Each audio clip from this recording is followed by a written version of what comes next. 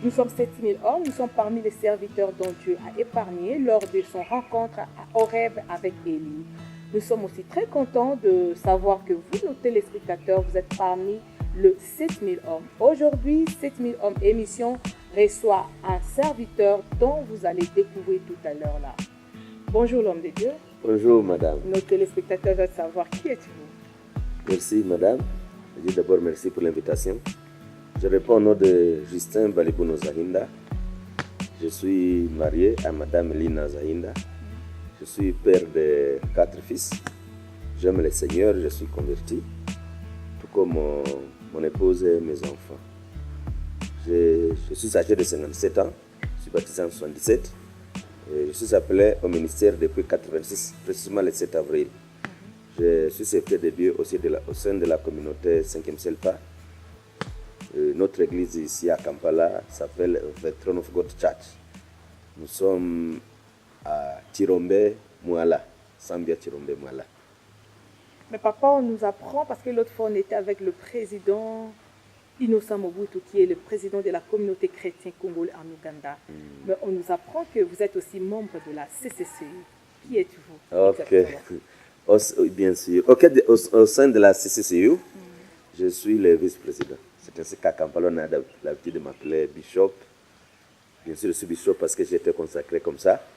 Et j'aime le Seigneur. Je suis en train de travailler au sein de la CCU comme vice-président de la communauté. Merci beaucoup. Nous avons compris que vous avez un ministère qui est Throne of God. Yeah. Nous voulons juste savoir si votre ministère a un siège. Oui, j'ai implanté l'église ici à Kampala. Mais comme j'ai dit, nous sommes de la 5e Selpa. La Selpa, c'est une communauté qui a été créée le 5 février, le 5 août 1922 à Kaziba. Kaziba est à 50 km de Bukavu, vers le sud-ouest de Bukavu, à 50 km. Depuis 1922, mes grands-parents ont reçu la communauté, ils sont parmi les premiers chrétiens. Ma mère et mon père sont baptisés dans la communauté. Et d'ailleurs, ma mère, c'est la première femme à décrocher un diplôme aussi de toute la communauté de la Selpa. Wow. C'était en 1955. J'étais collègue avec mon père. Mon père a été orienté en pédagogie. Il travaille jusqu'aujourd'hui. Ma mère a été orientée dans la médecine. Elle était accoucheuse. Merci beaucoup. Félicitations. Okay. Nous remercions le parent. Je crois qu'ils ne sont plus là. Mon père est là. Il a 83 ans bientôt. Okay. Dans quelques semaines, il aura 83 ans. Mais ma mère est morte il y a 15 ans. Ok. Oui. Ok, sorry. Nous voulons savoir à propos de la CCCU. Les gens nous demandent votre siège. Le siège de la CCCU se trouve où exactement? Nous sommes à Kampala, à Sambia Kevina. J'ai des difficultés pour dire l'avenue, mais l'avenue principale qui venait d'être goudronnée. Nous sommes en diagonale de l'église Horeb, de l'église de Pasteur Javion. C'est là que nous sommes. C'est là où est notre bureau. Et là, on peut vous trouver. On peut nous trouver là facilement. L'église le bureau est toujours ouvert. Et surtout que nous occupons le bureau de Emmaus. Tantôt, c'est les serviteurs de Dieu qui travaillent au sein du ministère Emmaus qui sont là. Tantôt, c'est la CCCU. Mais nous occupons le bureau à 2. Nous allons revenir. Nous voulons savoir, parce que nous sommes 7000 hommes. 7000 hommes, c'est notre thème mère. Mais Dieu nous a donné un sous-thème qui est le mariage, c'est un ministère. Que comprenez-vous par là quand on dit le mariage, c'est un ministère? Le mariage est un ministère. Il n'est pas facile de dire comment c'est un ministère. C'est un don de Dieu au monde, le mariage. Tout le monde doit prendre le mariage comme un don que le Seigneur a donné au monde, le prendre au sérieux. Ce que nous pouvons faire dans le ministère, que ce soit le ministère évangélique ou un autre ministère qui n'est pas dans le cadre de l'Église, tout cela, ça peut se faire dans le mariage. Merci beaucoup. Nous aurons à beaucoup parler cet après-midi. Mais que dites-vous aux pasteurs qui officialisent le mariage polygamique? Le mariage polygamique, que ce soit au Congo, en Ouganda, je ne connais pas une église ou une communauté qui l'officialise, sauf l'église du pasteur Kassambagana, l'église primitive. Je dirais que c'est une déviation. dans toute l'église primitive au Congo, on permet le mariage. Je connais mariage. J'ai vu sur les réseaux sociaux un pasteur qui venait de se marier à une quatrième femme. Et les 3 dernières sont venues, étaient aussi bien habillées comme des filles d'honneur, une femme d'honneur, pour accompagner la quatrième. Mais c'est une déviation. Parce que dans le contexte chrétien, la polygamie est prohibée. Dans le contexte chrétien, chez les musulmans, ça peut se faire. Mais il se réfère aussi à Salomon. Bien sûr, il se réfère à Salomon. Il y a, quand nous étions étudiants à l'université, il y a un de mes professeurs, le pasteur Birindo Alukeba, qui nous avait dit qu'il faut faire attention avec les passages du Nouveau Testament qui n'ont pas directement de référence dans le Nouveau Testament. Mais aussi pour ces passages de l'Ancien Testament, Jésus a dit qu'il n'est pas venu abolir la loi, mais il est venu l'exécuter. Rendre parfaite. Ah oui, il est venu l'exécuter. Jésus est venu exécuter ou bien accomplir l'Ancien Testament. Même si dans l'Ancien Testament, il y a Salomon, il y a David, qui avait beaucoup de femmes. Mais nous savons qu'ils étaient dans un contexte juif. Nous ne sommes pas des juifs, nous sommes des chrétiens. Les grandes religions aujourd'hui au monde, il y a le christianisme, il y a l'islam. Bon, bien que les juifs, le judaïsme n'est pas tellement élargi, ou bien élargi, mais comme l'islam et le christianisme viennent du judaïsme, il faut toujours dire que c'est une grande religion. Dans le judaïsme, la polygamie était acceptée. Mais quand Jésus lui-même dit qu'au commencement, Dieu n'a créé qu'un homme et une femme, on comprend que l'homme appartient à une seule femme, la femme appartient à un seul homme. C'est comme ça. Donc la polygamie n'est pas biblique. Et dans le Nouveau Testament, je ne vois pas quelque part où il y a des indices qui montrent que nous pouvons continuer avec la polygamie. Je vois même Paul en 1 Corinthiens chapitre 7, parlant du mariage. Il montre comment on doit être fidèle à sa femme, à son mari. Et si on quittait son mari, on devait rester dans ce même état. Sauf que bien sûr, Paul dit que quand vous recevez le Seigneur, ne cherchez pas à changer de conditions. Telles que vous avez reçu le Seigneur, restez dans ces conditions-là. Mais pour la polygamie, vous êtes chrétien, vous ne pouvez pas prendre une troisième femme ou un troisième mari. Merci beaucoup, l'homme de Dieu. Nous vous rappelons, nous avons affaire au vice-président de la communauté chrétienne congolaise en Ouganda, pasteur, l'homme de Dieu, le révérend Justin Balibuno Zahinda. Merci beaucoup. Bien Papa. Mungu. Merci beaucoup. Nous sommes très contents de vous recevoir ce soir. Nous sommes bénis, papa. Okay. Pouvez-vous accepter dans votre église une famille polygame, c'est-à-dire un papa avec 2 femmes, il vient avec ses enfants, servir votre Dieu. Vous les chassez. Très juste. Quand quelqu'un vient dans mon église, il est polygame, je ne peux pas les chasser. Je ne peux pas. Comment expliquer ça quand vous dites que la polygamie... D'abord, à l'église, on ne peut chasser personne. Quand un sorcier vient, je l'accueille. Quand une prostituée vient, je l'accueille. Tout le monde qui vient. Quand il va venir, ils vont recevoir la parole de Dieu. Quand on les connaît, c'est la parole qui... La foi vient de ce que l'on entend, et ce que l'on entend vient de la parole de Dieu. La parole peut les sanctifier, elle peut régler leur situation. Et je veux aussi dire que quand nous sommes en train d'implanter des églises dans les milieux musulmans, la première chose, ce n'est pas de dire à la femme, à la 4e femme d'abandonner son mari. La première chose, ce n'est pas de dire au mari de chasser toutes ces femmes et rester avec la première. Non. Nous donnons l'évangile. Et après avoir accepté l'évangile, c'est Dieu lui-même qui connaît ce qu'il va faire avec ses enfants. C'est ça. Merci beaucoup. Que diriez-vous aux serviteurs de Dieu qui aujourd'hui divorcent et le lendemain seraient mariés? Est-il permis? C'est courant, papa. Matthieu chapitre 19. Les pharisiens viennent tenter Jésus. Il lui parle sur le divorce. Est-il permis pour quelqu'un de chasser ou de divorcer ou de chasser sa femme? Jésus, qu'est-ce qu'il a dit? Il a dit, au commencement, il n'en était pas ainsi. Il dit ceci, Moïse avait dit que quand vous vous séparez avec votre femme, vous écrivez une lettre de divorce. Alors pour lui permettre d'aller épouser un autre homme. Mais Jésus refuse, il dit, il ne faut pas désunir ce que Dieu a uni. Il ne faut pas séparer ce que Dieu a uni. Et malheureusement aujourd'hui, moi je connais beaucoup de messieurs, beaucoup de serviteurs de Dieu qui ont chassé leurs femmes pour en épouser d'autres. Jésus dira ceci. Peut-être ça pouvait se faire en cas d'infidélité.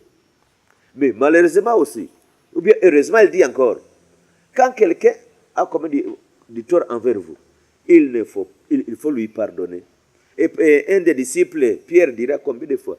Même 7 fois, mais pas seulement 7 fois, même 7 fois, 70 fois. Pour dire que même la dame qui a commis l'infidélité, on peut toujours lui pardonner.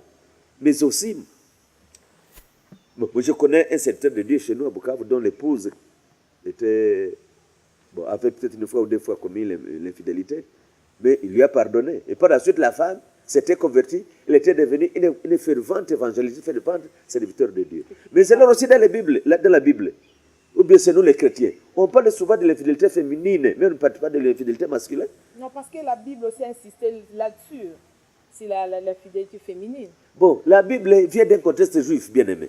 Maman, la Bible vient d'un contexte juif. C'est-à-dire? Bon, du milieu juif. Chez les juifs, les femmes étaient déconsidérées. Chez les juifs, la femme n'était pas comptée parmi les enfants de son père, de la famille. Chez les juifs, la femme ne pouvait pas prier pour la nourriture. Chez les juifs, une femme n'avait pas le droit de tendre la première main à quelqu'un. Chez les juifs, une femme ne peut pas sortir la tête non voilée, dévoilée plutôt. Chez les juifs, une femme était tenue en réclusion. Chez les juifs, une femme ne pouvait pas parler en public. Chez les juifs, une femme ne pouvait pas étudier, sauf peut-être dans les familles des grands riches ou des rois, on pouvait leur apprendre peut-être à écrire. Chez les juifs, les femmes n'avaient pas le droit d'apprendre la Bible, donc le Torah. Et Ben Eliezer, qui était rabbin, qu'est-ce qu'il dira? Vaut mieux brûler la Torah que l'apprendre à une femme. Donc, chez les Juifs, la femme était une personne de seconde classe. Elle était tellement déconsidérée. Même les jours qu'on a présenté à Jésus une femme adultère, les gens savaient que dans la loi, il fallait seulement lapider la femme. Est-ce qu'une personne peut faire l'adultère seule? Donc, ça ne peut pas se faire. Ça ne peut pas se faire. C'est comme ça que les serviteurs de Dieu qui abandonnent leurs femmes pour en épouser d'autres, pour moi, d'abord c'est malheureux, d'autres le font peut-être parce qu'ils sont entrés dans l'occultisme, et dans l'occultisme, on leur impose des choses, on leur impose cela. Il y a dans l'occultisme, ils peuvent entrer dans des clubs de partous, où chacun doit venir avec une femme faire des orgies sexuelles là, mais quand la femme refuse, là on lui dit chasse là et prend une autre femme, il y a des raisons. Il y a d'autres parce que peut-être il y a une femme qui l'a aidé à croître dans le ministère, peut-être matériellement ou financièrement, et demain il se voit redevable envers la femme. Et par là, qu'est-ce qu'il se dit? Je vais prendre celle-ci et chasser l'autre. Et demain on apprendra qu'elle n'est pas la femme de ministère. Elle n'est pas la femme des ministères, je vais poser une femme des ministères. Mais alors, quand vous voyez la femme, qu'on dit qu'elle n'est pas une femme des ministères, vous voyez que seulement c'est une divagation, un déraillement. On peut aussi être dans l'occultisme et servir Dieu. Ça peut aller. Quand on dit déjà l'occultisme, c'est déjà dans le monde satanique. L'occultisme, la sorcellerie, la magie blanche, la magie noire, la magie rouge, tout ça c'est dans le domaine satanique. C'est diabolique. Pour servir Dieu, on doit le servir dans la sincérité. L'occultisme, c'est l'idolâtrie. La Bible dit il ne faut pas faire l'idolâtrie. On ne peut pas servir 2 maîtres à la fois. Si vous voulez servir Dieu, servez-le. Si vous voulez servir le diable, servez le diable. Mais pas servir Dieu en utilisant l'occultisme. Bien sûr, il y a beaucoup de serviteurs de Dieu qui ont embrassé l'occultisme. Mais aussi, nous pouvons facilement remarquer les serviteurs qui ont embrassé l'occultisme. Et d'autres, on ne peut pas les reconnaître. Mais on ne peut pas servir maman et Dieu à la fois. On ne peut pas servir Dieu et Satan à la fois. Impossible. Jamais.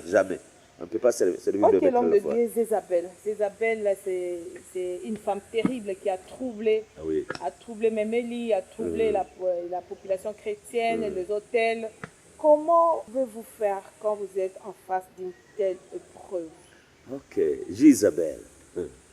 Jézabel, c'est la femme d'Akab. Akab, un des rois d'Israël. Akab était un bon roi, mais après avoir épousé Jézabel. Jézabel qui était la fille des rois sidoniens. Jézabel était la fille de Toubal. Et Toubal, c'est quelqu'un qui vit avec Baal. Avant que Jézabel épouse le serviteur de Dieu Akab, Isabelle était servante dans le culte d'Akab, où il y avait des orgies sexuelles, où on servait le Baal. C'est ainsi que quand elle a épousé le roi d'Israël, Akab, il l'a amené dans l'idolâtrie. Et c'est ainsi que pendant le moment d'Akab, Israël était tellement idolâtre, on a détruit le culte du Seigneur pour installer le culte de Baal. Et Jézabel elle-même, dans sa maison, elle gardait 450 prophètes de Baal et 400 prophètes d'Achéra. Mais ce qui m'étonne aujourd'hui, ceux qui servent le diable ont certains avantages que les serviteurs de nous n'avons pas. Je ne sais pas bien, je ne sais pas. Dieu seul le connaît. Ce sont des épreuves par lesquelles nous pouvons passer. Il les nourrissait. Mais il était en train de tuer les prophètes de Dieu. Il a tué les prophètes de Dieu. Et à un moment, même le serviteur de Dieu, Élie, parce qu'Élie est contemporain d'Akab, de Jézabel. Élie, un jour, il pensait qu'il n'y a plus de prophètes en Israël. Il pensait que c'est le même qui était resté en Israël. Mais le Seigneur lui dira que non, tu penses que tu es seul. Mais je sais que j'ai gardé encore 7000 hommes. Et je suis content de voir que cette mission, c'est 7000 hommes qui ont été fidèles à Dieu, qui n'ont pas fléchi les genoux devant Baal. C'est ça. Merci beaucoup, l'homme de Dieu. Quand nous entrons dans notre sous-thème qui est le mariage, c'est un ministère, vous verrez que et le mariage et le ministère, quand vous définissez, ça va de pair. On dit que le ministère, c'est une charge. Même le mariage aussi, ça va de pair. Notre question est celle-ci. Peut-on servir Dieu, être un serviteur de Dieu, un ministre de Dieu, sans être marié? Ok. Bon, c'est une bonne question. Ça dépend. Il y a des personnes qui peuvent servir, d'après moi, il y a des personnes qui peuvent servir Dieu étant célibataires. D'autres peuvent mieux les servir quand ils sont mariés. Moi, j'ai eu le problème de me marier en retard parce que je me suis marié, j'avais ce jour-là 36 ans, 6 mois et 8 jours. C'était pénible pour moi parce que j'ai reçu le Seigneur quand j'avais 25 ans. Il fallait les servir dans la fidélité. Et c'était tellement pénible. D'abord, il y a des gens qui n'avaient pas confiance en moi. Quand j'ai reçu le Seigneur, je me suis débarrassé d'une concubine avec laquelle je vivais. Et pendant tout ce temps-là, je suis resté fidèle devant Dieu. Mais même étant fidèle devant Dieu, les gens ne pouvaient pas croire. Ne pouvaient pas croire cela. Je me souviens quand j'ai commencé l'église d'Injili, parce que je suis pasteur depuis le 11 janvier 1997, j'étais célibataire. Je n'étais même pas encore fiancé. Il y a beaucoup de filles qui sont venues dans l'église, beaucoup de filles qui sont venues dans l'église, au quartier 90. Je me suis fiancé quelques mois après. Mais quand je me suis marié, beaucoup de filles ont disparu. Alors j'ai compris que d'autres venaient, sachant que ce monsieur, le pasteur est célibataire, peut-être il peut avoir quelques égards sur moi. Vraiment servir le Seigneur étant célibataire. Oui, on peut y arriver, mais il y a un problème de confiance. Non, parce que Jésus n'était pas marié, on a aussi Paul qui n'était pas aussi marié. Et Paul a fait des grands... Oh, c'est ça. Paul n'était pas marié, mais Paul, il avait un don particulier. Un don particulier. Pour moi, Paul avait un don particulier. Moi, je souhaiterais que tous les serviteurs de Dieu soient mariés. Paul, il sortait seul parce qu'il n'avait pas de femme. Il avait un don, il avait su maîtriser son corps. Mais aujourd'hui, vous savez, nous, quand nous sommes convertis en 86, à un moment, on commence à dire qu'on ne se mariera pas. Et on a commencé à prier Dieu, Seigneur. Bon, c'était en Swahili. Unifunge, si tu peux espérer quoi. Mais heureusement, je me souviens, il y a un ami, un serviteur de Dieu, un aîné de la foi. J'ai un pasteur Chadra, quand il nous parle d'un aîné de la foi. Bien aimé, nous devons respecter les aînés de la foi. Nous devons les écouter. Chez Kouroubiridoua, qui travaille au campus pour Christ, un aîné de la foi, qu'est-ce qu'il me dira? Justin, tu es en train de dire à Dieu de te bloquer. Bloquer. Demain, tu sens qu'il faut que tu te maries. Tu vas commencer à prier pour que tu sois encore normal. Et s'il refuse que tu rentres à l'état normal, ça m'a donné une leçon. Heureusement, il m'a aidé. Il y a des gens qui veulent être célibataires. Au moins, ils ne sont pas appelés à ça. La Bible dit qu'il y a des eunuques qui le sont des hommes et des eunuques qui le sont des dieux. Dans la Bible, on parle que deux eunuques. Les eunuques qui sont nés eunuques, les eunuques qui le sont des hommes. On les castre. Mais on ne peut pas se faire eunuque soi-même. C'est un appel de Dieu. C'est un appel de Dieu. C'est ça. Alors, bien aimé, ceux qui sont mariés, moi, par exemple, moi, même quand je prêche avec ma femme. Et les gens qui sont habitués à mon ministère, ils savent que quand je suis en train de prêcher, je prêche avec ma femme. Même quand ma femme prêche très très bien. Je pense même mieux que moi. Mais nous prêchons toujours ensemble. Et sans elle, ça ne peut pas marcher. Elle m'encourage. Mais quand je commets, il y a des erreurs à l'église, il y a des erreurs que je commets dans le ministère. Même un collaborateur ne peut pas me le dire. Même un ami ou un frère ne peut jamais me le reprocher. Seule ma femme me reproche. Oui, elle est directe. Oui. Et quand elle me reproche, je me rends compte que beaucoup de gens avaient remarqué cette erreur que j'ai commise. Mais c'est elle seule qui peut revenir à me reprocher. Elle me redresse. Merci beaucoup. Elle me dit, tu ne peux pas aller à la chair et t'habiller comme ça, tu dois marcher comme ça, c'est là. Aussi, il y a des personnes que je ne peux pas visiter étant seule. Peut-être c'est une veuve. Je ne dis pas que chaque fois que je visite une veuve, je dois être avec ma femme. Non. Mais il y a certaines veuves, certaines filles, certaines familles que je ne peux visiter qu'étant avec ma femme. Pas même avec une diaconesse de l'église, pas même accompagnée de la femme de notre pasteur, non, ou de la maman présidente, mais avec ma femme. Il y a des cas comme ça. Alors quand je n'ai pas de femme, qu'est-ce que je vais faire? Je ne sais pas. Merci beaucoup. Je vous avais dit que nous avons affaire à un homme de beaucoup d'expérience. Et là, il est en train de nous enseigner comment être dans son couple, dans son mariage, qui est un ministère. Autrement dit, comme Jésus a dit, c'est mystère et grand. Donc, vers la fin. Ok, merci. Notre avant-dernière question, nous préférons la poser en lingala. Ok. Pourquoi nous avons un micro-baladeur. Avant de vous recevoir, nous sillonnons avec nos grands caméramens et nous sillonnons. Et il y a des gens qui nous envoient balobi na biso bozo yamba musée. Oui, tozo yamba musée. Tozo na inquiétude moko bokende kosola na musée pour apesa biso solution. Balobi boye balobi CCCI ezali communauté chrétien congolais na Uganda. Eza communauté oyo ezo regrouper tous les Congolais ya territoire nyonso ya Congo mais na kati ya Uganda.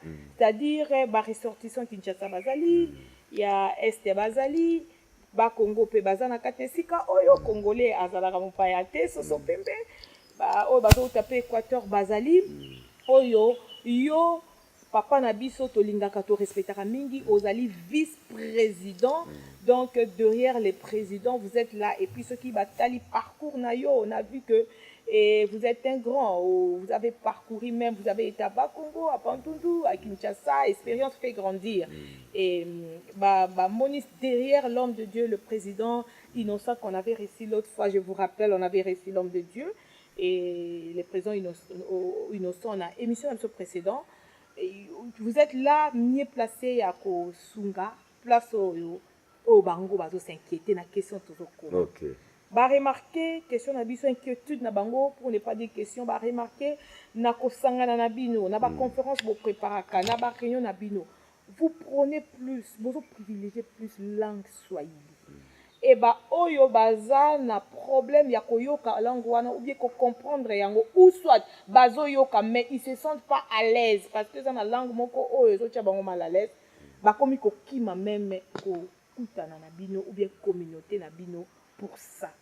Donc, comme on dirait pour la fief mokoboy.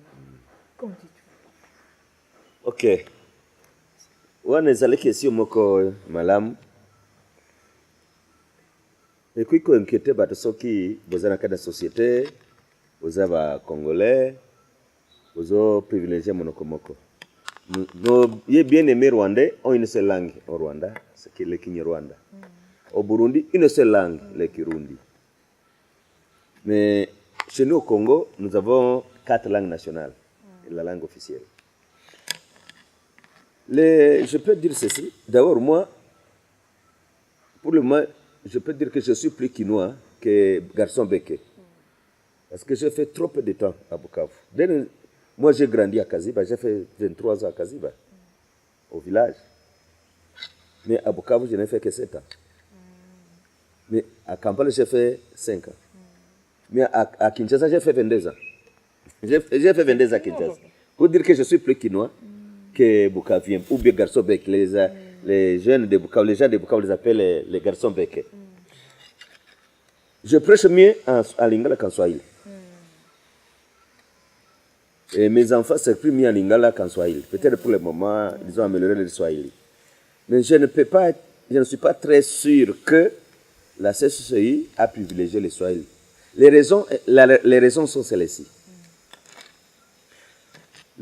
Les Congolais qui sont à Kampala, nakiko kanisa que peut-être 70 ou 80% bauti na est côté ya est. Reste nde uti na Kinshasa.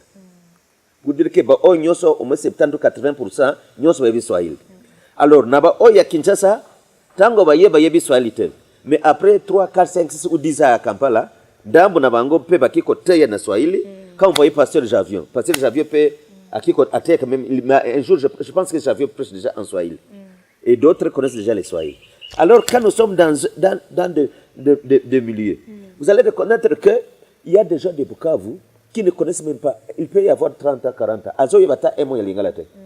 Batia Bukavu. Mais au moins encore un parfum pour maintenant français papa. Oh? Lui français désolé unir biso ba Congo. OK, yoka. Merci. Nous y allons. Alors, esika bazali bakikolo balingalate. Bolobi kaka Swahili. Le cas où parmi eux d'autres ne connaissent pas le français comme langue nationale. Ou bien leur niveau de français ils ont permettre bangote qu'on s'exprime na français. Alors batie Swahili. Alors quand nous nous retrouvons en réunion, bon comme on a ba réunion so to salak. Peut-être que comme on et c'est la tango bati azalakiao. Tango pasteur Dalo azalakiao. OK comme on a peut-être 80% ya batu. Baki koloba Swahili kurama.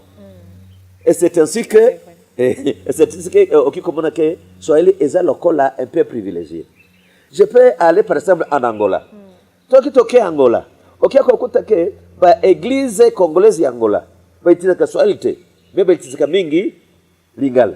Pona nini? Parce que la majorité des Congolais qui sont en Angola viennent de Kinshasa ou bien du Bandundu ou bien de l'Équateur ou bazolo banini lingala.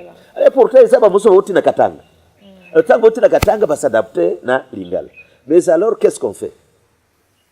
Des fois nous avons un problème. Parce que ce qui est koloba, moto, teya kaka na lingala. Ok, qu'on a peut-être 60% ya batu bakoyo kate. Mais ce qui est le teya kaka na Swahili. Ok, comme on a peut-être 20% ou 15% ya batu nde bayokite. C'est ainsi que to malin. Hein? Alors, c'est comme ça qu'on fait français, Swahili. Au comment on a que ba réunion na biso mingi ça français, Swahili. Non. Oui. Français, Swahili. Parce que les Quinois... Un intervenant qui prêche en anglais. OK. Automatiquement, vous interprétez en Swahili. On va y arriver. Alors, OK, comment on a que... Tango moto...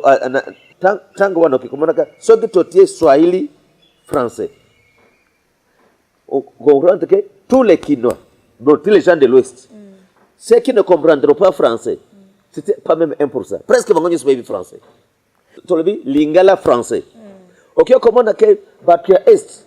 Ming baby soit français te pona nini batu ya kijese o baya ka bazaba universitaire batanga be batu ya Swahili nani munduke beti na quartier bakimi azalaki na bilanga akimi muso ebita kwa makombo na ite mais awa batu wala kalingala tous sont des intellectuels o ya silisa université silisa secondaire o silisa secondaire te asala taba 3e 4e OK il peut comprendre facilement qui comprendre facilement les français mais batu pas inabiso soki Laurent Kunda beti munduki na ye soki M23 beti munduki na ye soki ba boye bazobe batu na ba def nalu soki ba beti munduki moto muso auti na beni ayebi français te ayebi kaka bilanga c'est ce que tu es lingala français to simboka mais ça qui te la bango solution bon solution pas na yo pour que la bango solution tant que papa OK ça le quoi faible ce qui faible là ko le pas na yo OK alors s'il était possible on pouvait faire un culte à lingala en lingala français bon pour les églises qui ont évolué par rapport aux nôtres si on pouvait avoir 2 cultes de savoir comment agencer les langues otie moko peut-être lingala swahili mosusu otie peut-être français luga en anglais des problèmes peut-être tozali nango au na Kampala parce que na Kampala tozali na balangue mingi tozali na lingala pour nous les Congolais tozali na swahili tozali na français Tozali na Luganda na anglais, ça 5 langues. Et ça crée un problème. Merci. Merci beaucoup. Nous tendons vers la fin de notre mission. Papa, nous sommes 7000 hommes. Nous sommes, comme on dit toujours, parmi les réserves que Dieu a épargnées à Horeb, quand Dieu a dit, et il y a 7000 hommes qui n'ont jamais fléchi. Révélation, qu'est-ce que vous avez à dire à propos de 7000 hommes? Pour 7000 hommes na lobi boye, Nzambe azwa lokumu pour la révélation oyo. D'abord 7000 hommes oyo, moi nazuya ngona contexte kaki ya Bible wana koloba oyo ba fukamela ba beta mabolongo te liboso ya Baal. Alors ndenge musali ya Nzambe mama la servante de Dieu na ba onyuso bazo sala na ye bazo kamba vision oyo. Nzambe asunga bino apesa bino makoki nyonso esengeli pe apesa bango provision parce que tolobaka quand il donne la vision donne aussi la provision. Priez, nous allons aussi prier pour vous. Malheureusement, je n'ai pas l'argent pour donner. Si j'avais même $1000, j'allais déposer sur la table aujourd'hui. Malheureusement, je n'en ai pas. Et pour être bon, quoi, makambo ko kotamba malam. Na 7000 hommes, oyo emission oyo Nzambe sunga ekoba liboso, e sunga bato mingi, pe bo diversifier bateme ya ndenge na ndenge. Oyo za école, oyo za ka école. Bato mususu oyo parce que ezalaka bato balingaka koyoka bato musute. Bolobi ngai moko na Saint-Esprit. So que je comme moto ngai moko na Saint-Esprit moto wana kenda kaliboso te. Mine tango oyo na kikola baduzana école. École oyo 7000 hommes. Nzambe apambola yango ekoba liboso. Pe vision Nzambe apesa bino yango akwa ko pambola yango mafuta esunga bato mingi. Merci beaucoup, c'est déjà une prière papa. Okay. Je ne sais pas si vous avez un dernier mot. Population au Bazolanda Biso, ils sont toujours fidèles à nous, 7000 hommes. Si vous avez un dernier mot, vous pouvez parler devant la caméra. OK. Bon, nous voulons dire au peuple de Dieu, en accordance avec la vision de 7000 hommes, tuendelee kukumbuka kama Kristo yuaja kulichukua kanisa. Na wale ambao hawakupiga magoti mbele ya Baal, wale ndio watachukuliwa. Bwana wa mabwana anajiandaa kuja kuchukua bibi harusi. Kanisa tulitayarishe. Sisi watumishi tutayarishe kanisa lake. Na Wakristo tujiandae sote kwa kumpokea Kristo Yesu anakuja kuchukua kanisa lake. Tuungane pamoja kwa ajili ya kungoja bwana harusi.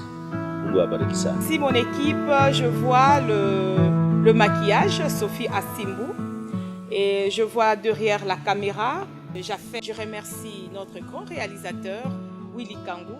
Prochain rendez-vous à la même heure. Bye bye.